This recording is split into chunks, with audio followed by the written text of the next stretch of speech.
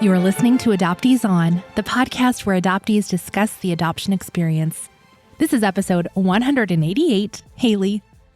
I'm your host, Haley Radke.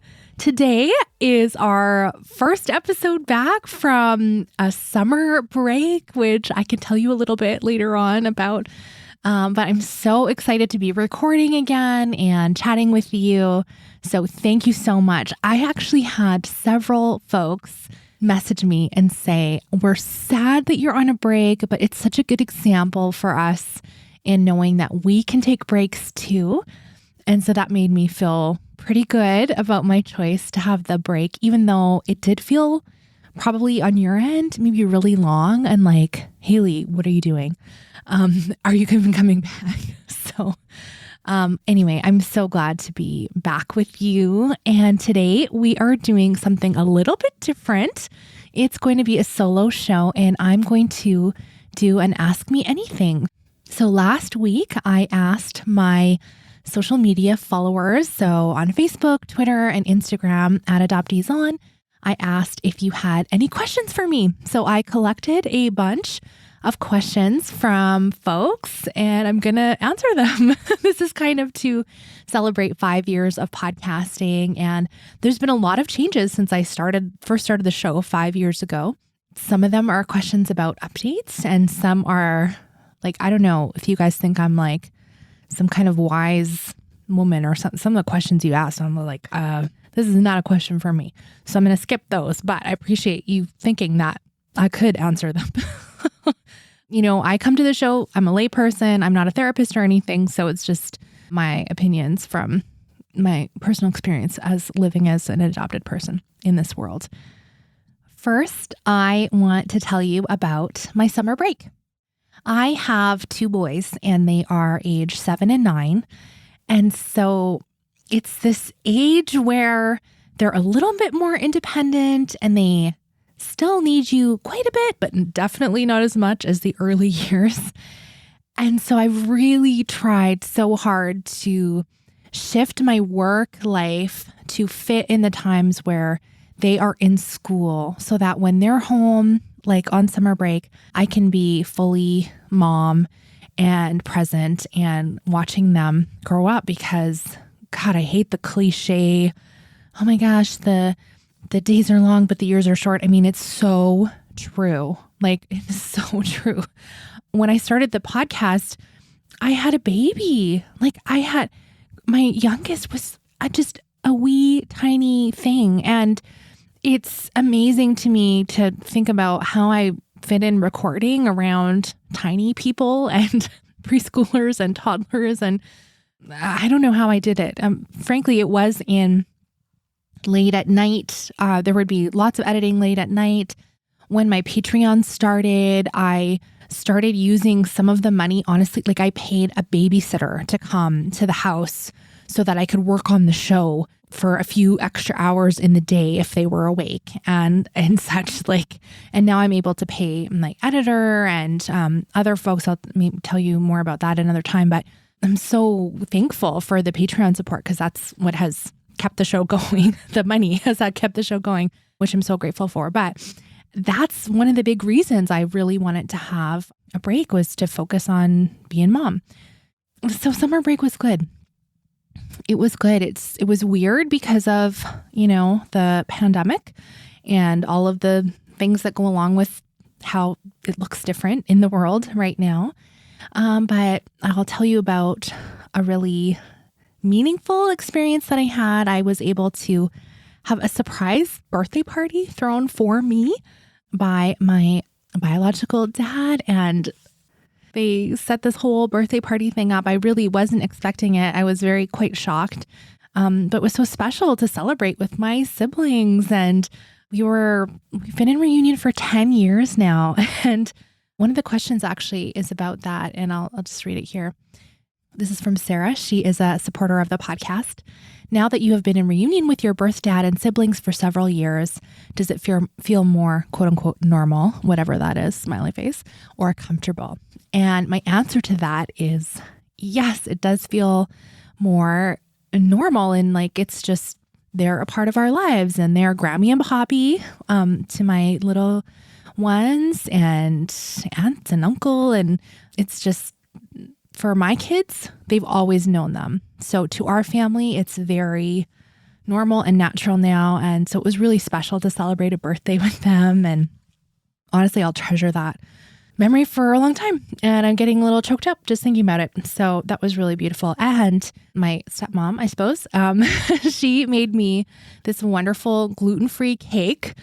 I'm pretty sure it was my first homemade gluten-free cake that someone else has made for me since I was being diagnosed, since I've been diagnosed celiac over the last couple years. So that was just amazing, real treat. And so that was awesome. Totally awesome.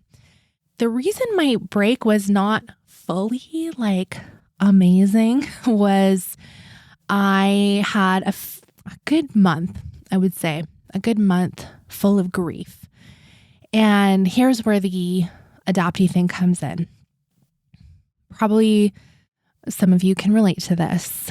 I actually was reading Barbara Sumner's fabulous book, Tree of Strangers. We did a book club episode about it on Patreon, and I hope to have her on the show this fall sometime.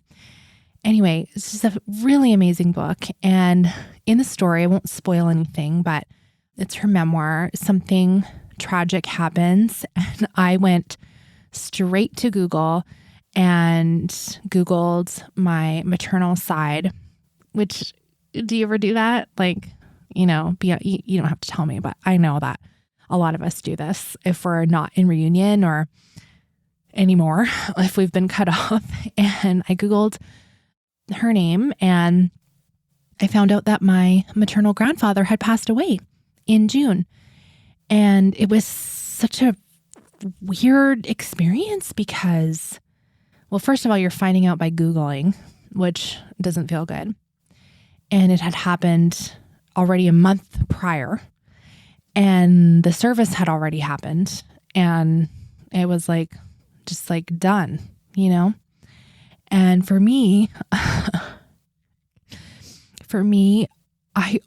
he was the first person to welcome me back into their side of the family.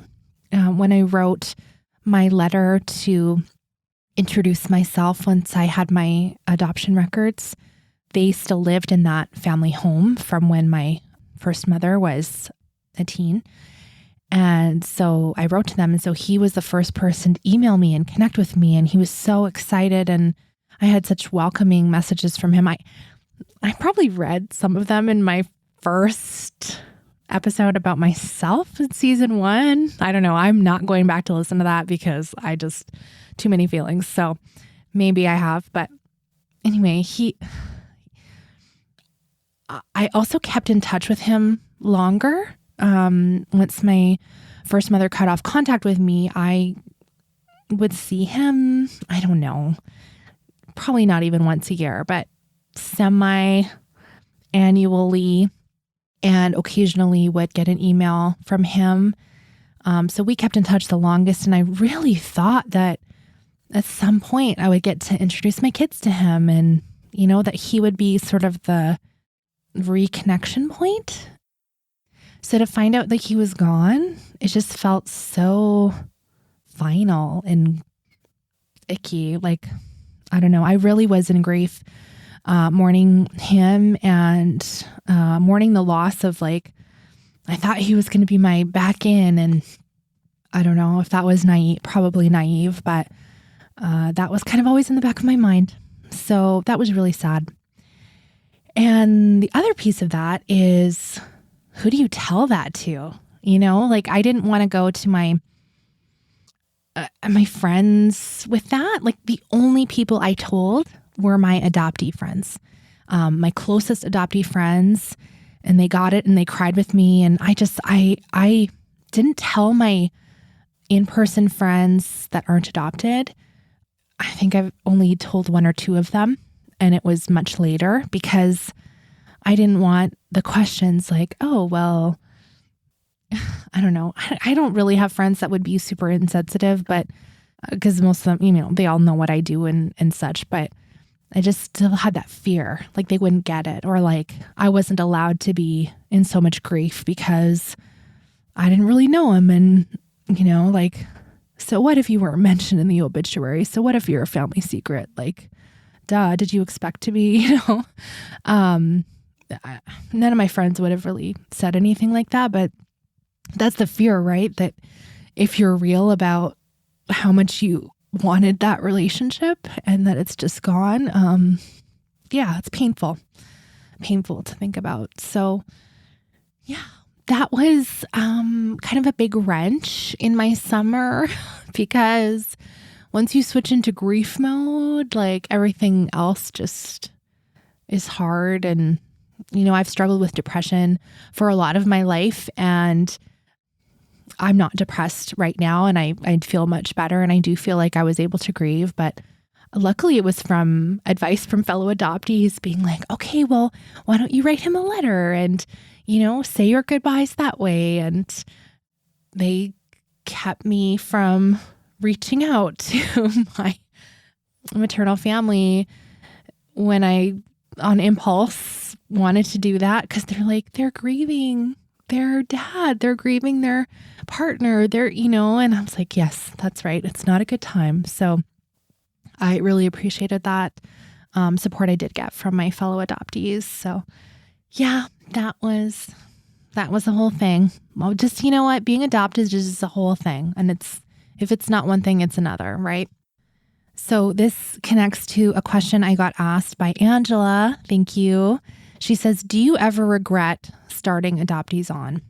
And in moments like this, where my first family could listen to this podcast and hear my real thoughts on adoption and the challenges it's brought in my life, I worry that if they had heard this was the last nail, and so there'd be no opportunity in future to have a relationship with any of them because of this work that I do and what I've brought into the world with this podcast. So that's a regret. And it's very brief because I think that the connection Adoptees On has brought and the openness and transparency it hopefully has brought to many adoptees about actually examining the impact adoption has had on our lives.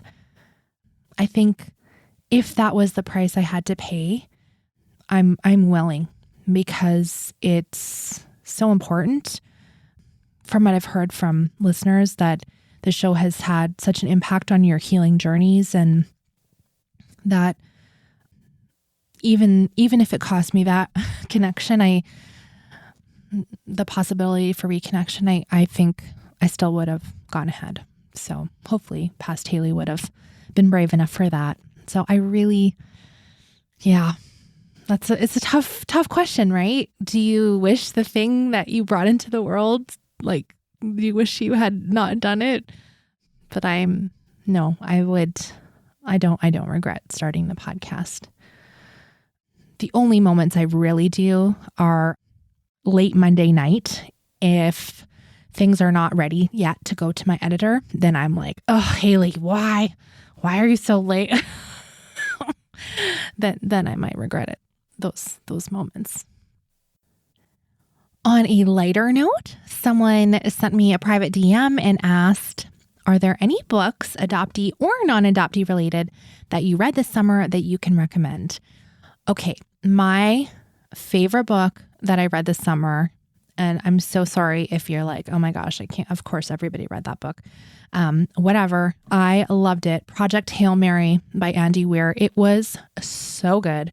I told Nick, my husband, I was like, if I could reread that book and be surprised all over again, like reread it, not remembering the first time, like I would give anything to have that experience over again. It was so good. I don't usually really read sci-fi books, really. Like I love psychological horror kind of scary stuff, which whatever. It's just is what it is. But I loved that book so much. I'm not going to say anything more about it because I don't want to spoil it. But even if you're not super into sci-fi, like it's so interesting and it's just very captivating, and it is a page turner if there ever was one. So I loved that book.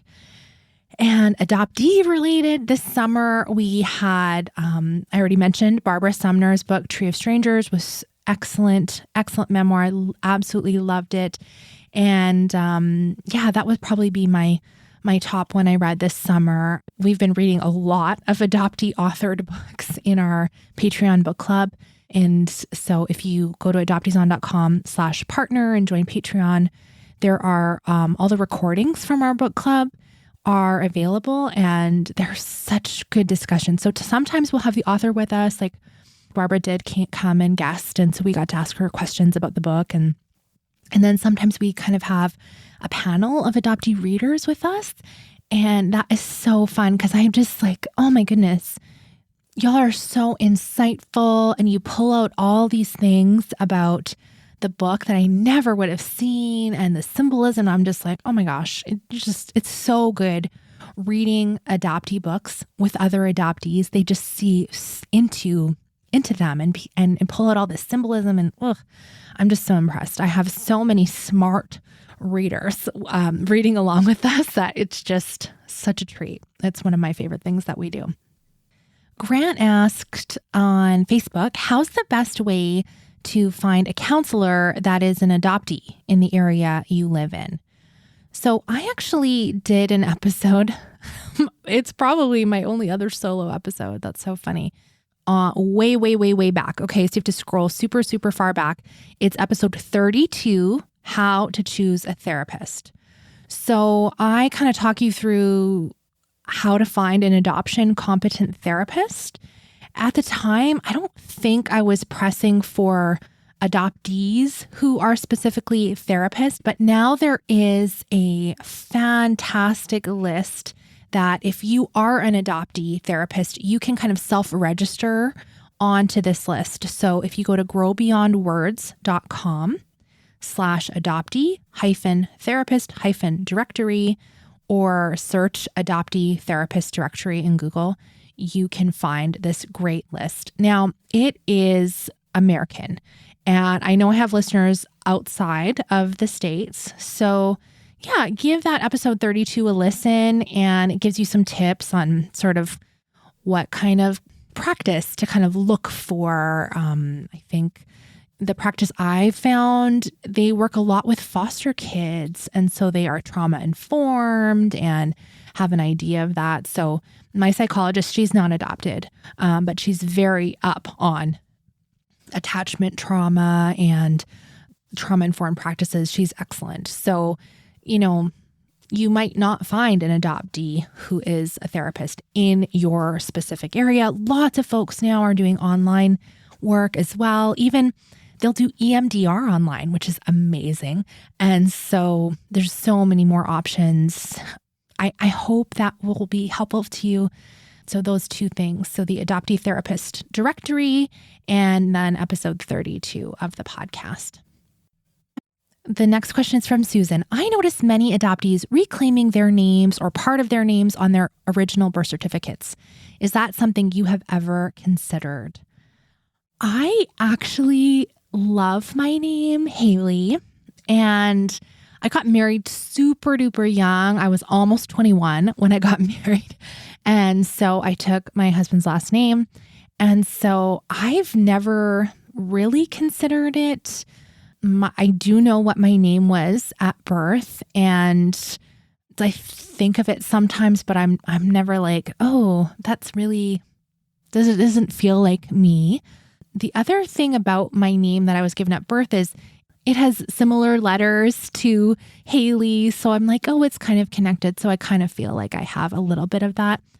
I've only thought of it in ways of trying to reclaim my own identity in some way. And I feel like I've done that more through figuring out my preferences and what I really like and what I really want. And which I know it sounds silly even just to say that, but truly so much of my life, I just kind of went along with whatever other people were doing because I wanted to stay connected and not give a reason for rejection and those kinds of things. So that's more how I've done my identity reclamation, I feel like, is just really getting to know what do I want versus changing my name. However, whenever I see someone change their name, it just happened in the Patreon group a little bit ago. One of our beloved members changed her name, and I got so excited for her and like literally felt this huge, I don't know, there's like this surge of pride in the bravery it takes.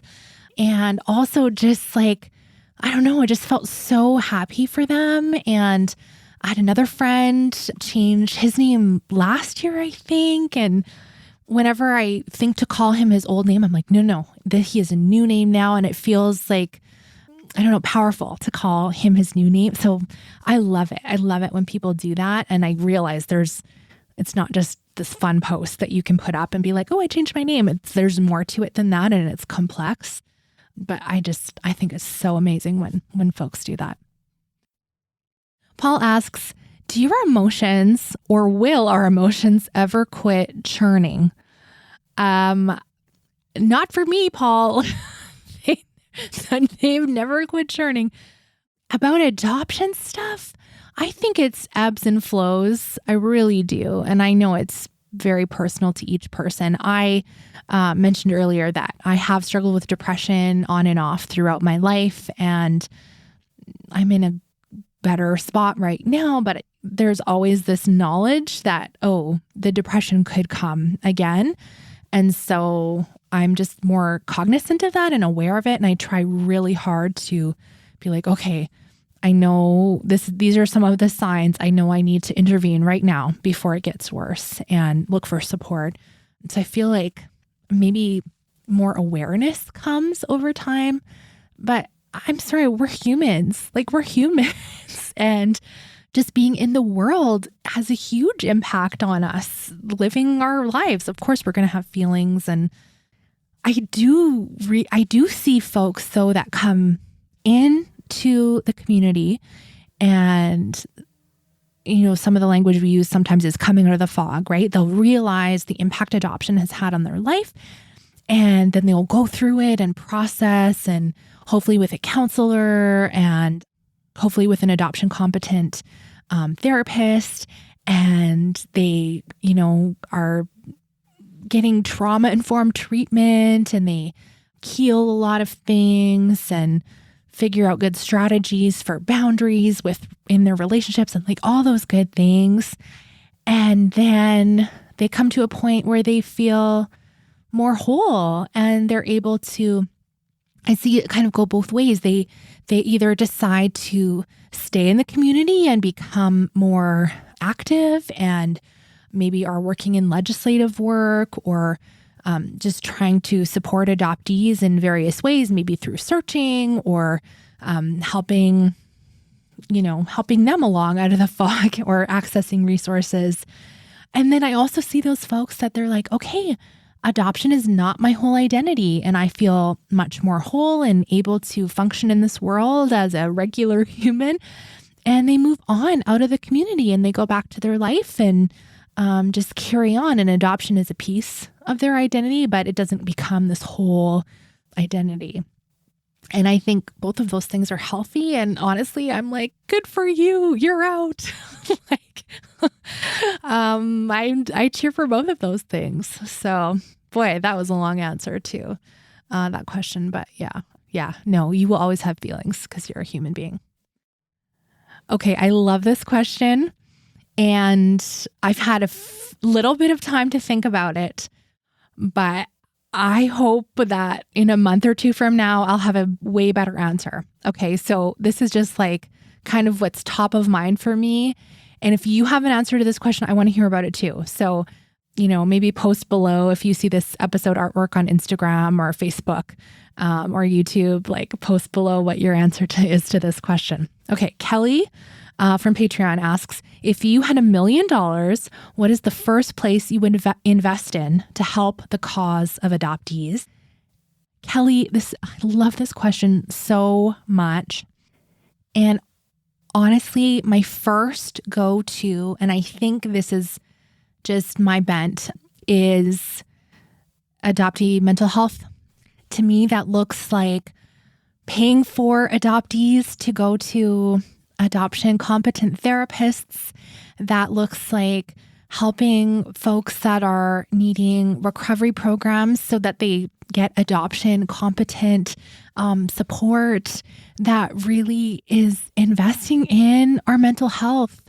It is so important to me. And building community is kind of like one piece of that.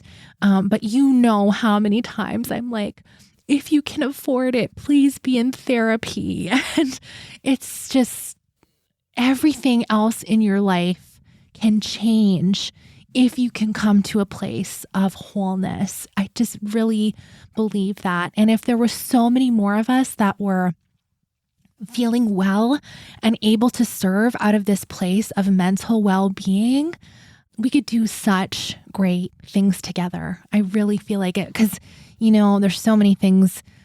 Hurt people, traumatize people. There's so many nasty things we see kind of happening in the shadows and in adoption land, sometimes in the forefront. And I feel like if we had more wellness, that would have a really big impact. So there you go. But I would love to hear from you guys what you would do with $1 million for the cause of adoptees. Love that question. So good. Oh, this question is from Damon Davis from Who Am I Really? He has a fabulous podcast. I've been a guest on there and he's been a guest on mine. Damon says, could you share how your mindset about adoption has changed from episode 1 to now? And did you have any misconceptions that have been realigned? How has your mind changed on any adoption related issue? Well, from the beginning of the podcast, I really started it when I was feeling lonely and I really wanted to connect with other adoptees who were kind of going through the tribulations of reunion and reconnection and what that looked like. And I had no idea about transracially, transnationally adopted folks. I had no idea of the race issues in adoption. I had no idea about the depth of human trafficking and the money side. And I was just starting to learn about all the really gross things about adoption.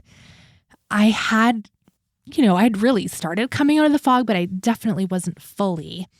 So I have become much more vocal about family preservation. That's really changed. I have become much more outspoken about the ethics in adoption. And can adoption even be ethical? Is that a possibility? So I feel like I have become fully radicalized for adoptees being number one. And that has shown out in, I have had so many people be like, oh, Haley, it was so great if you could interview an adoptive parent and really connect with them and let's build unity and, all those kinds of things. And I'm like, listen, there are people doing that. I am here for adult adoptees, period. That is fully me. There are people that are wanting to do that and talk with all the constellation and whatever. My whole thing is supporting adult adoptees. I hope that we get well. I hope we get the mental health supports we need. I hope that we get adoptee friends that we can connect with that get it. I hope that we start adoptee support groups so we can, reach out with the things that we've learned ourselves. That's my whole thing. So also, I didn't realize I was going to go that direction. I don't know. I just adoptee advocate. That's how my mindset shifted to fully have adoptees as number one. And I know that sounds silly because my show is called Adoptees On. And I've only ever really interviewed adoptees with very few exceptions. But yeah, that's the radicalization of Haley over the last 5 years. That's kind of funny to think about. Okay, next question from Beverly. What were your childhood fantasies about your birth family? I think I always had they're probably famous, like, maybe I'm a princess. I think when I was much younger, I really felt that, like, maybe up to age 10-ish or something like that. So maybe the ages my kids are right now.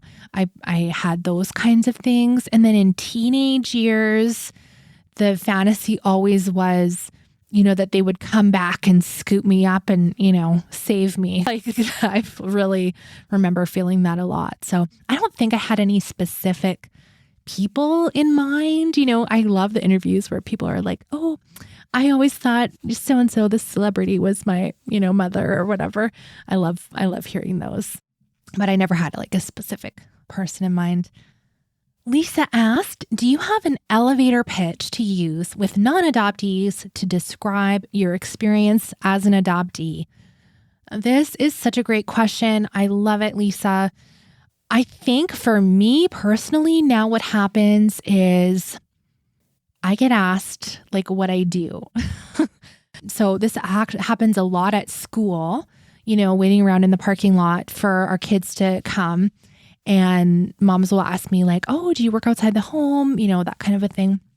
And so when I answer, I'm a podcaster, that's also super awkward. Just so you know, it's awkward to tell someone you're a podcaster because like, what is that? So awkward. I'll be like, yeah, I'm a podcaster. And then they'll be like, oh, cool. What's your podcast about? So this is kind of my go-to answer. I say, well, I'm adopted and I speak to other adopted folks about what adoption has meant in their lives. Sometimes we talk about searching for their biological family or a union or the complexities of that. And it's a really complicated issue and there's more to it than, what most people would think about adoption. That's kind of what I lead with in the parking lot. When it is a like new friend and we're kind of diving more into that, I often will say adoption's really complex and there's actually a lot of loss and pain.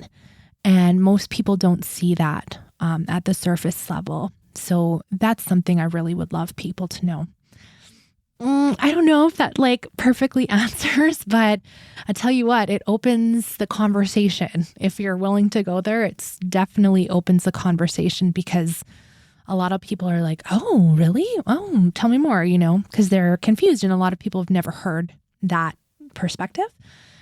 So only if you're willing, only if you're feeling strong that day. I don't always recommend doing that if it's not a good day, but I'm getting more confident about it, about answering it. And yet I still hesitate if I don't feel like getting into it that day. Eliana asks, how has doing this podcast affected your thoughts, feelings, and healing from your adoption experience? I appreciate that question so much. It's good for me to reflect on that. And I think painfully, it uncovers more and more unhealed things in my life over time that I need to address. So that's good and bad, right? Like, it's great to be like, I'm good. Like, everything's fine now. I've worked through these things. And then I'll have a guest share something and I'll think, I guess I have another thing to talk to my therapist about. So it's really taught me more about myself and how much deeper I can go into places that are wounded and that I have pushed down for a long time. And I think, we had a whole lifetime of piling on the gratitude and fake personality and trying to fit in and trying to make it look like everything was good and being perfectionist. I don't know. Am I describing you too? This is fully me. We had years and years, like decades of that. And so when you think about unpacking all of those things, it's going to take a long, long time. So yeah, that's like good and bad, right? I often apologize to new people who share that my show has helped them come out of the fog. I'm like, I'm so sorry. Wasn't it nice in there? But most people will respond to me like, actually, no, I just want to live in the truth. And so for me, I do feel the same way. Even as painful as it can be, I do just want to live in the truth, Okay, I have started and I've done this question several times over, and I not sure exactly how to word this. So I had a couple of folks reach out and ask about a situation that's kind of been happening in the last couple weeks in adoption land. And I don't feel super comfortable making a public statement, although this is public, I get that.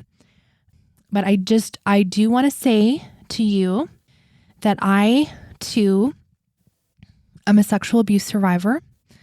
And so I stand with survivors. So I see you, and I hope that you can trust and know. And when you hear me say that, so sorry for the pain that you and I have experienced. And I know that there's many adoptees who've experienced that. And I'm so sorry that you had to go through that, and to see things publicly splashed around on that topic is harmful, abusive, horrible. I don't know what else I can say about that, but I stand with survivors. I'm sorry, I can't say more than that because it's just really painful, and I feel like I share so much, way too much at times, especially on Adoptees Off Script on Patreon, because it feels like safer, like not as many people are listening. And you can't, once you say something like that, right? Like out loud, like you just can't reel it back. So it's felt very scary to say anything about it. But I wanted to say something because I don't want you to think I'm ignoring. I see you, and I too deeply empathize. Oh, take a deep breath with me. Let's move on to a little bit lighter. I had Dale ask on Twitter, what are your plans for the coming season of Adoptees On? Thank you so much, Dale. I am going to go in a few different directions this fall. I have a Patreon supporter who amazingly sends me academic articles every single month on adoption-related topics. So I have a huge stack of articles from various journals that I've been reading through and finding amazing researchers and fabulous academic authors that are talking about adoption topics that are important to us. So I'll be reaching out to some of those folks, and I hope to be able to share some more academics with you. I also am probably going to revisit estrangement, just a brief couple of episodes on that. I had a few more people reach out to want to share their story on that topic, and it seemed to really hit a nerve. Unfortunately, there's a lot of people kind of navigating that right now. So we probably will touch on those again. And then this feels scary to say out loud. What could be scarier than what I just shared with y'all? But I really have wanted to, for a while, do a series on spirituality. And I know even saying that, you're like, oh, gross. I don't want to hear about religion and like, ugh. But I don't ever mean it as like a proselytizing kind of a thing.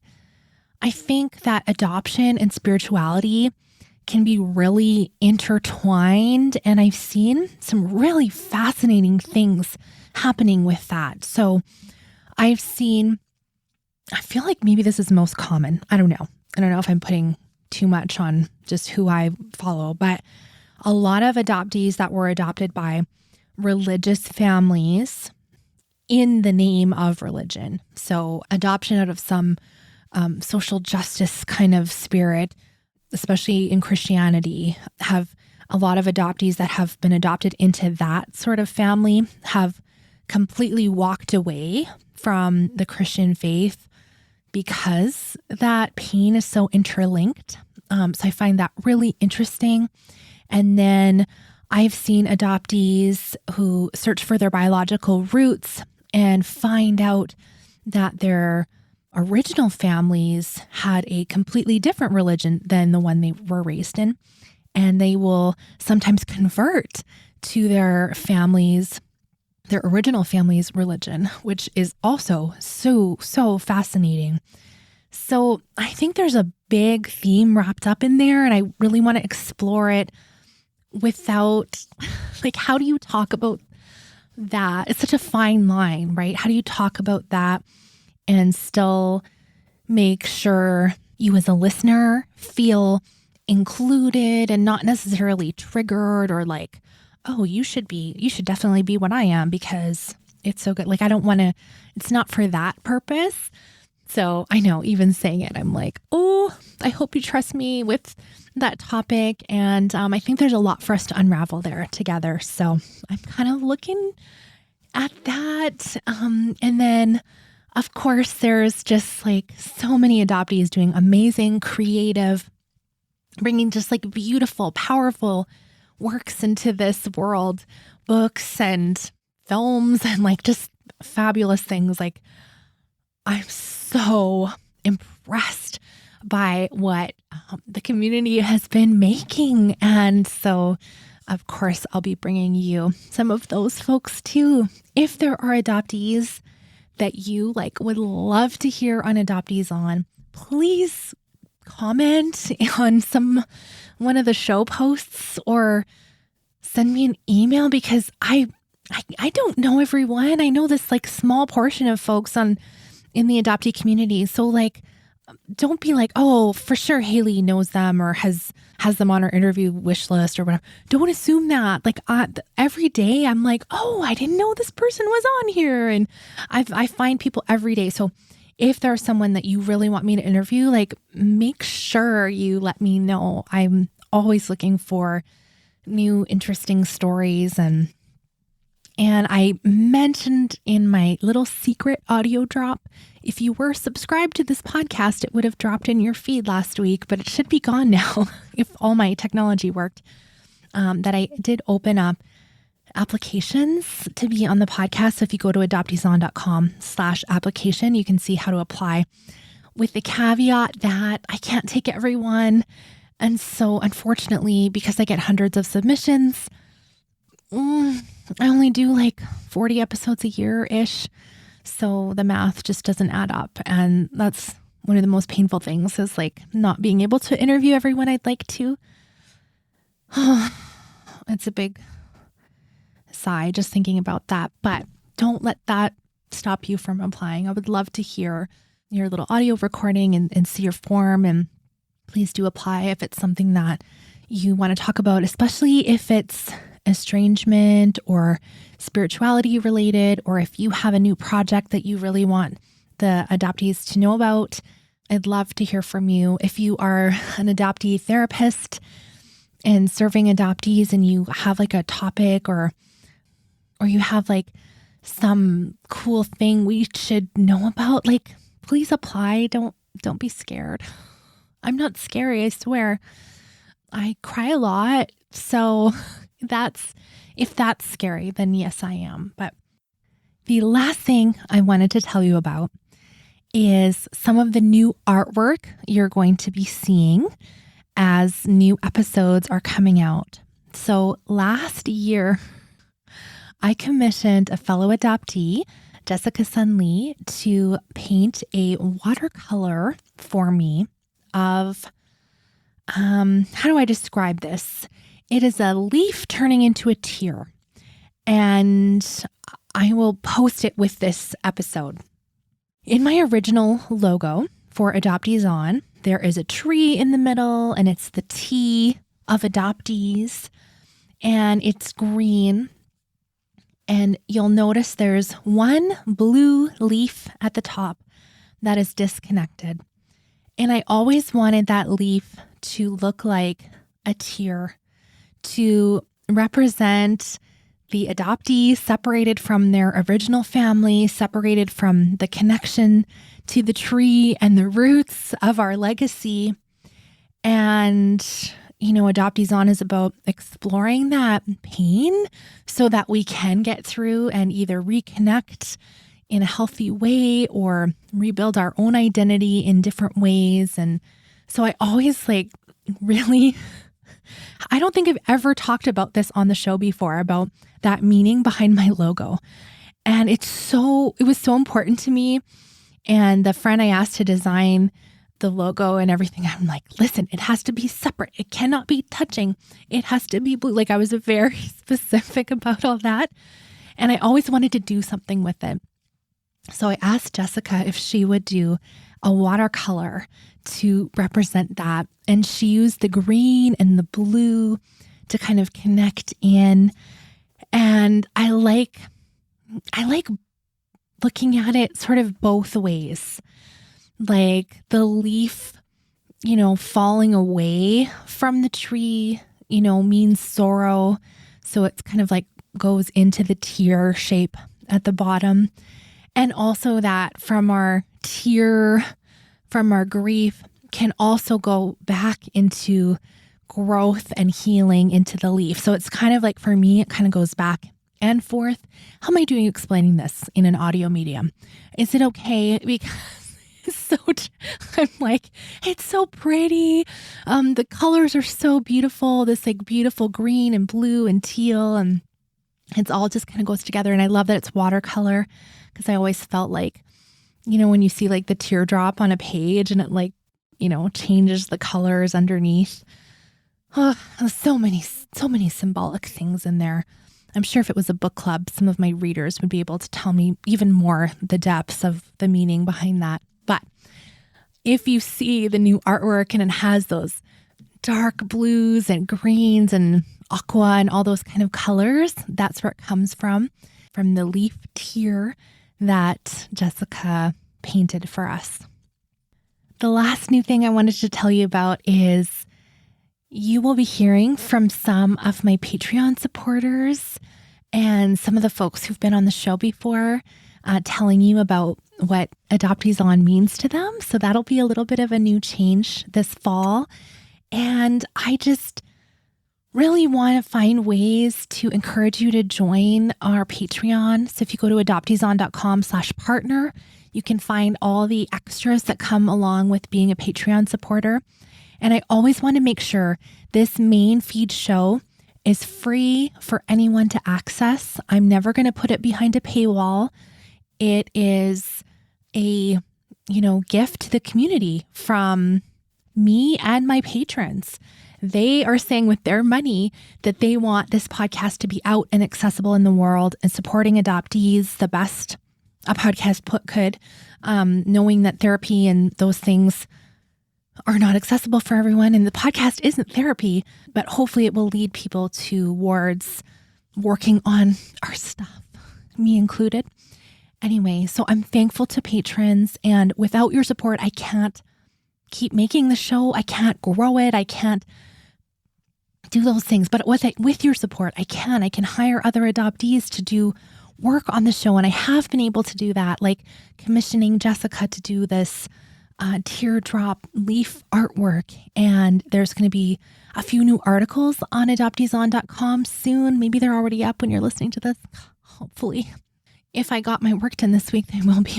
But a fellow adoptee was able to write those for us, and I was able to pay him for his work. because I always want to pay people for their work. It's so important to me. And to be able to reinvest it in the community is like top, love it, that I'm able to do that. So please, I'd love to have you as a Patreon supporter. There's book club. We've been doing Adoptees Off Script parties with Pam Cordano, one of the therapists that have been on the podcast. And that was so fun. We just did our first one. The next one's coming up in November. Love to have you included in that.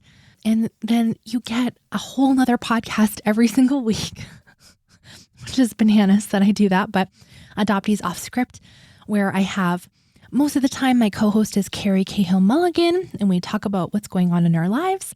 We talk about adoptee news. We have the book club replays there, and sometimes I'll have a special other guest, and we just talk adoptee stuff all the time. And then we always wrap up with a fun thing. So instead of doing a recommended resource, we talk about what we're loving right now. And you get to hear about my bad taste and fun recipes and what podcasts I'm listening to and all those things. So it's like a thank you gift for patrons, and it's so cute. There's so many of you guys that listen. I just bless you for listening to us. And you say that it releases Monday mornings. So often folks will be like, oh, I have my Monday morning coffee with you and Carrie. And, I love being a part of your life in that way. And so I love being a part of your Fridays like that. And I have so many fun people to introduce you to this fall and beyond. And I hope you can hear I'm excited, because I am. I'm so glad I get to do this for you. I'm honored that you invite me in and that I can be in your earbuds or through your speakers, however you're listening. Thank you so much for listening. Let's talk again next Friday.